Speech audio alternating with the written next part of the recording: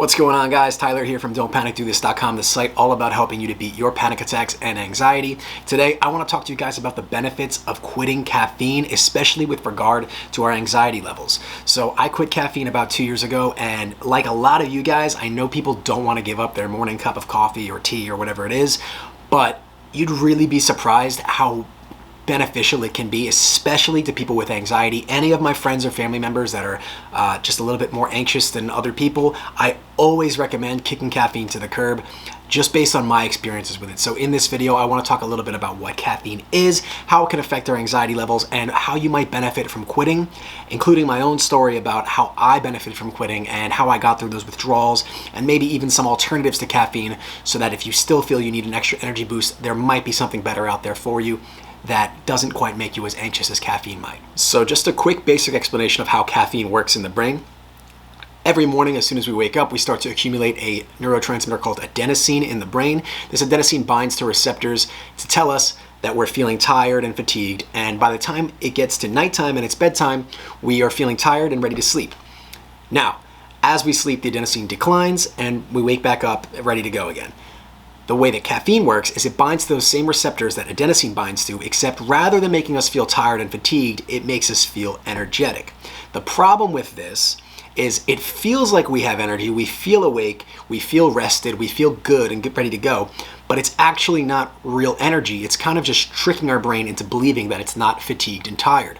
So caffeine is just tricking our brain into thinking it doesn't need rest, as opposed to giving us real energy that we get from food and sleep and other natural, non-drug sources in our body.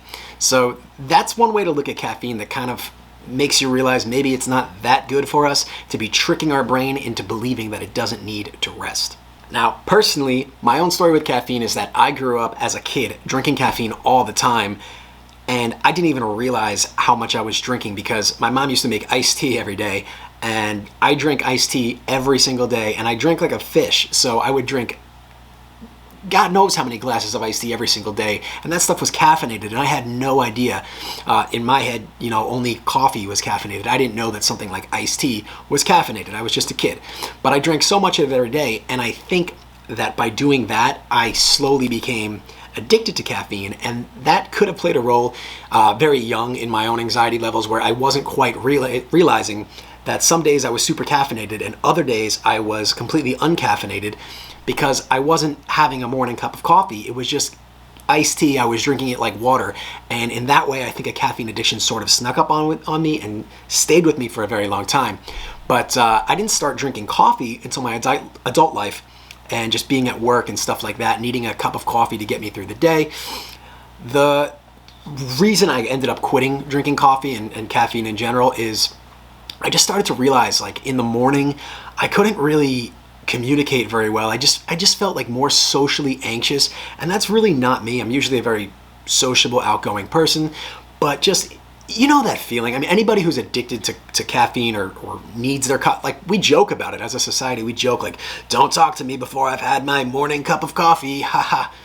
That's kind of like that's a withdrawal. Every morning we're going through withdrawals. We're craving that coffee.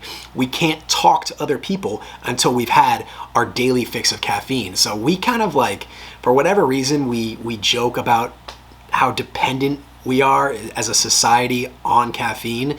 But to me, I mean, caffeine is just another drug. You shouldn't be dependent on any drug, especially caffeine, especially something that's just tricking your brain into not being tired. And just at work, I would realize I couldn't interact with people until I had that morning cup of coffee, and I personally didn't like that. So for a while I was thinking that coffee was making me less anxious because after I drank it, I would feel good and I would be able to talk to people and I would have more energy, or feel like I had more energy.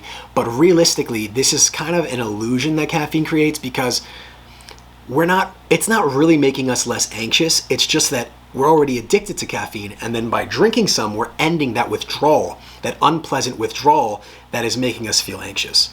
So when I sort of realized this, I decided to just kick caffeine to the curb entirely. I personally went cold turkey with it. I don't recommend other people do that, especially if they're drinking a lot of caffeine every day.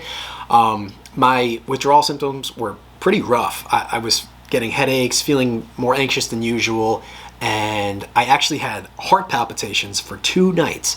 The first two nights or so of not drinking caffeine, I was just laying in bed and I would feel my chest like kind of having a flutter that I haven't felt since I was in high school when I started to get those, which was probably related to the iced tea I drank at the time. But after just going through that and feeling that and realizing what a big impact it was having on my mind and on my body, I decided from then on just to kick caffeine entirely. And now I swear to everybody that it's the way to go. Just don't become dependent on it. Don't rely on it. It's not something you should need every single day. Now, I know that the withdrawal symptoms of quitting caffeine is going to be scary to a lot of people, but I want to just really point out to you that this is temporary, and once it's really like flushed out of your system and you're not relying on caffeine anymore, it gets a lot easier to get through your day without caffeine. I no longer feel that, you know, mid-afternoon, evening crash of like running out of energy and feeling like I need another cup of coffee or caffeinated beverage of some sort. I don't get that at all anymore. My energy levels are consistent throughout the day because there's no drug throwing my brain for a loop and convincing me that I have a ton of energy and then that runs out and I have no energy. So I personally don't like playing those sort of games with my brain, but I believe most people will agree that once you quit caffeine after a certain given period of time, once that withdrawal effects wear off, you're going to feel a lot better. You're going to have more natural energy. And biggest of all is my baseline anxiety is down so much. My anxiety would always be the absolute worst when I was having a withdrawal if I hadn't had caffeine for a couple of days or something like that. Now I don't get anything like that. I don't need a morning cup of coffee to talk to a coworker or anything along those lines. I just don't need it at all. I don't even desire it anymore. The only thing I sort of miss, and I have replaced that aspect of it, was just that routine of like having a cup of something in the morning. And like I said, I still do. Now I use like herbal tea or something like that, because drinking something like that kind of triggers that that feeling of like, okay, it's time to be productive. I'm having my morning cup of some hot drink, but it doesn't have to be coffee. There's other things, other alternatives out there, and we'll talk about that in just a minute. But I also want to point out to you guys that if you are deciding that you want to quit caffeine, you're probably not going to want to go completely cold turkey. The best way to do this would probably be to wean yourself off, especially if you're having multiple cups of coffee a day.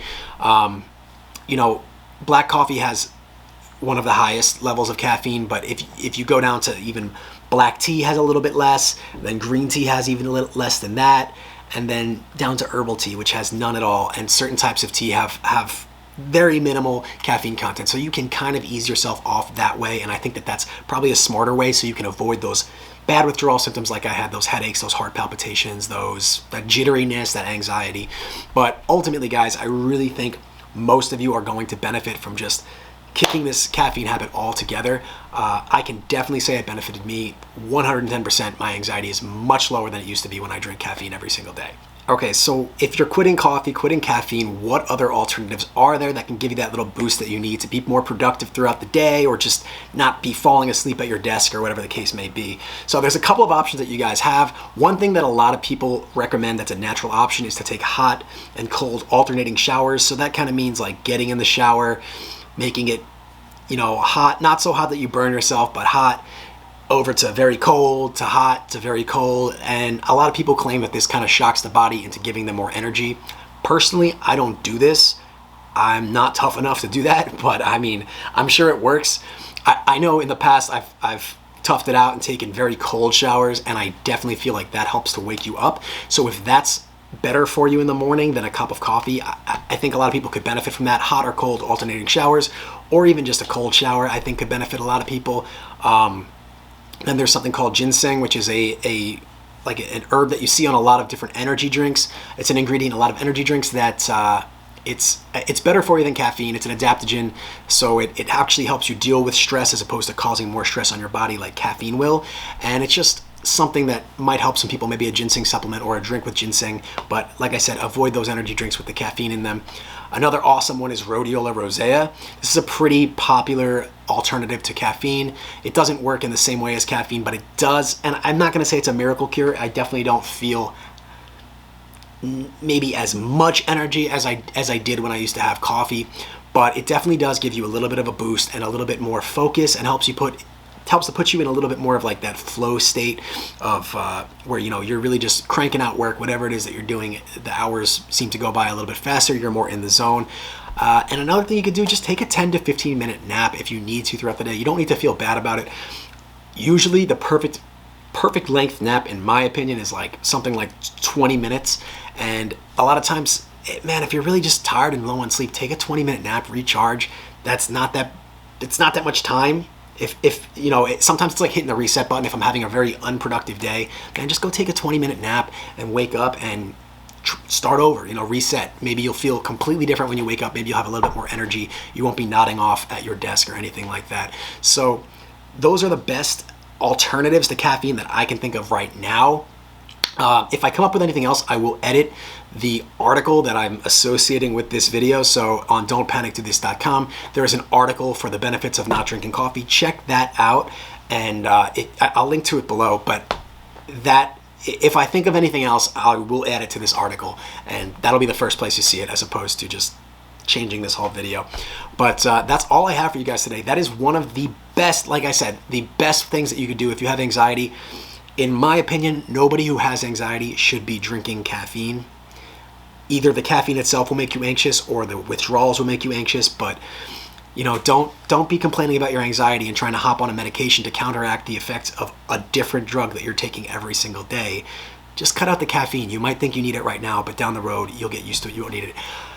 I hope this is helpful to you guys. Let me know if you have any alternatives of your own, any other type of thing that you do for energy, any type of, whether it be a supplement or some sort of routine that helps wake you up in the morning, give you a little bit more energy, helps to motivate you or stay focused. Let me know. Drop a comment, comment, share below. Thank you so much, guys. I will see you next time.